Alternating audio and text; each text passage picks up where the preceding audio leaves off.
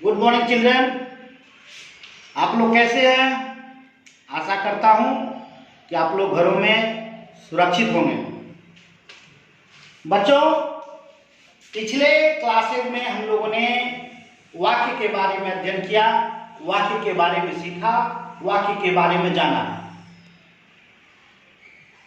वाक्य प्रकार के अंतर्गत दो आधार पर वाक्य का भेद किया गया है, रचना के आधार पर और अर्थ के आधार पर। तो पिछले क्लासेज में हमने रचना के आधार पर और अर्थ के आधार पर, ये दो आधार पर वाक्य को बांटा गया है। पिछले वीडियोज में, पिछले क्लासेज में हमने अर्थ के आधार पर वाक्य के भेद पढ़ा। अर्थ के आधार पर वाक्य 8 प्रकार के होते हैं, जिसके बारे में हम लोगों ने विस्तृत चर्चा किया था। आज हम लोग रचना के आधार पर वाक्य के बारे में जानेंगे। तो रचना के आधार पर 3 प्रकार के वाक्य होते हैं: सरल वाक्य, संयुक्त वाक्य और मिश्र वाक्य। ये 3 प्रकार के वाक्य होते हैं, आप लोग नोट कर लेंगे। रचना के आधार पर 3 प्रकार के वाक्य होते हैं: सरल वाक्य, संयुक्त वाक्य और मिश्र वाक्य। मिश्र वाक्य को ही मिश्रित वाक्य भी कहा जाता है। अब देखिए, ये सरल वाक्य क्या होता है? इसमें एक उद्देश्य और एक विधेय होता है। पिछले क्लासेस में हमने उद्देश्य और विधेय के बारे में चर्चा किया था कि वाक्य में उद्देश्य क्या होता है और विधेय क्या होता है। इसलिए यहाँ यह बताने की जरूरत नहीं है। तो आप यह समझ रहे हैं कि सरल वाक्य में एक उद्देश्य और एक विधेय होता है। जैसे उदाहरण के लिए, पूजा गीत पढ़ रही है, गीता पढ़ रही है, पूजा गीता पढ़ रही है। इसमें पूजा जो है उद्देश्य है और गीता पढ़ रही है क्या हो गया? विधेय हो गया। दूसरा है संयुक्त वाक्य। संयुक्त का मतलब क्या होता है? मिला हुआ। जब दो सरल वाक्य समुच्चय बोधक से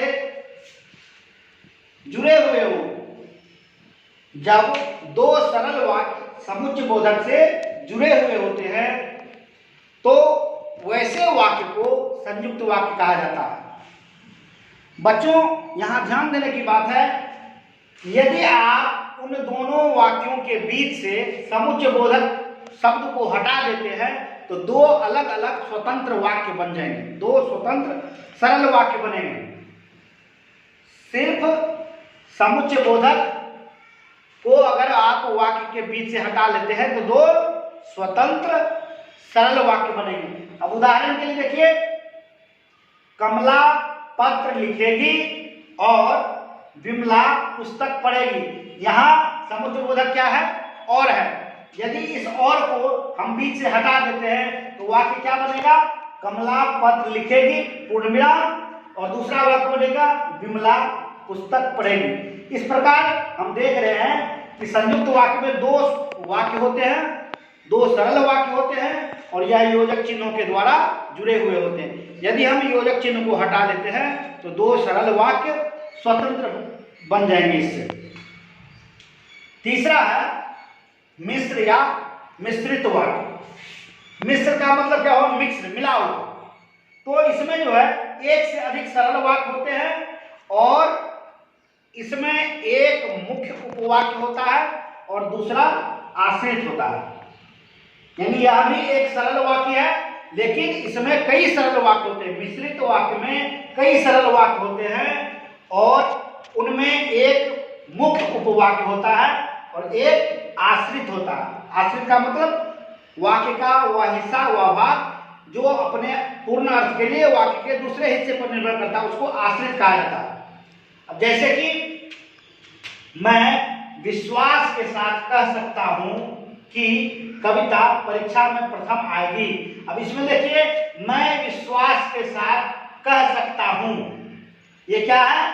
मुख्य उपवाक्य है। कौन सा वाक्य है? मुख्य उपवाक्य। कि कविता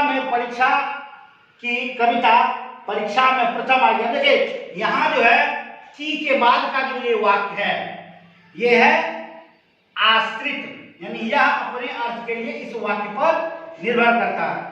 कविता परीक्षा में प्रथम आएगी, यह क्या है? आश्रित उपवाक्य है। तो बच्चों, आज हम लोगों ने सीखा कि रचना के आधार पर 3 प्रकार के वाक्य होते हैं: सरल वाक्य, संयुक्त वाक्य और मिश्र वाक्य। धन्यवाद। घर पर रहिए, स्वस्थ रहिए, सुरक्षित रहिए और सोशल डिस्टेंस का पालन करते रहिए।